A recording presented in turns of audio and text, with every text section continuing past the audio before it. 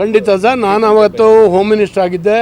ಆ ಸಂದರ್ಭದಲ್ಲಿ ಮಂಗಳೂರಿನಲ್ಲಿ ಆಗಿರ್ತಕ್ಕಂಥದ್ದು ಶಾರಿಕು ಇವತ್ತು ತೀರ್ಥಹಳ್ಳಿಯವನು ಇಡೀ ಹೇಳಿದ 29,000 ರೂಪಾಯಿ ಅವನ ಅಕೌಂಟ್ನಲ್ಲಿ ಇದ್ದಂಥದ್ದನ್ನ ಮುಟ್ಟುಗೋಲು ಹಾಕ್ಕೊಂಡಿದ್ದಾರೆ.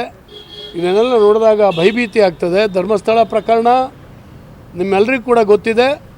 ಇವತ್ತು ಧರ್ಮಸ್ಥಳ ಪ್ರಕರಣದಲ್ಲಿ ಯಾರು ಕೊಲೆ ಆಗಿದೆ, ಅದೇ ಅದನ್ನ ಧರ್ಮಸ್ಥಳ ದೇವಸ್ಥಾನವನ್ನೇ ಬ್ಲಾಸ್ಟ್ ಮಾಡಲಿಕ್ಕೆ ಹೊರಟಿರ್ತಕ್ಕಂಥದ್ದು. ಎಲ್ಲದರ ಹಿಂದೆ ಒಂದು ಭಯೋತ್ಪಾದಕರ ಜಾಲ ಇದೆ ಅನ್ನುವಂಥದ್ದು ಇತ್ತೀಚೆಗೆ ಎಲ್ಲರಿಗೂ ಕೂಡ ಗೊತ್ತಿದೆ. ಇದಕ್ಕೆ ಸರಿಯಾಗಿ ಈ ನಗರ ನಕ್ಸಲರು ಕೂಡ ಇದನ್ನು ಜಾಲವನ್ನು ಸರಿಯಾದಂಥ ಒಂದು ಕತೆ ಕಟ್ಟಿ ಏನೋ ಒಂದು ಮಾಡಲಿಕ್ಕೆ ಹೊರಟಿದ್ದಾರೆ. ಹಾಗಾಗಿ ಈ ಬಗ್ಗೆನೂ ಕೂಡ ಸರ್ಕಾರ ಎಚ್ಚರಿಕೆಯಿಂದ ಡೀಲ್ ಮಾಡಬೇಕು. ಇದರ ಹಿಂದಕ್ಕೆ ಭಯೋತ್ಪಾದನಾ ಚಟುವಟಿಕೆಯ ದೊಡ್ಡ ದೊಡ್ಡ ಸಂಸ್ಥೆಗಳು ಇವತ್ತು ಕೆಲಸ ಮಾಡ್ತಾ ಇದ್ದಾವೆ ಧರ್ಮಸ್ಥಳದ ವಿರುದ್ಧ.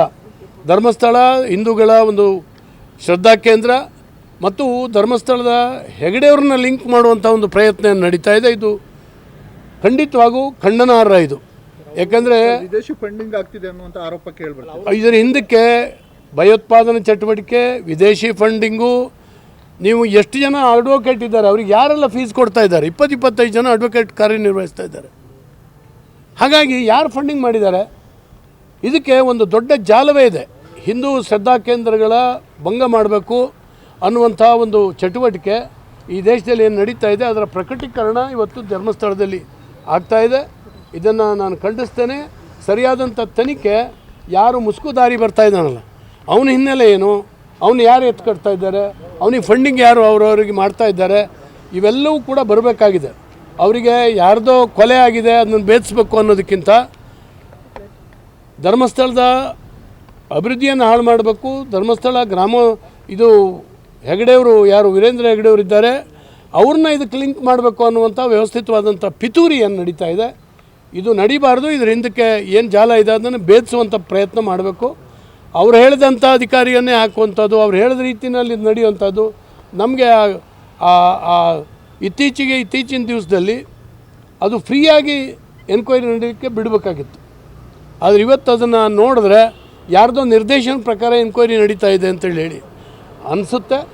ಹಾಗಾಗಬಾರ್ದು.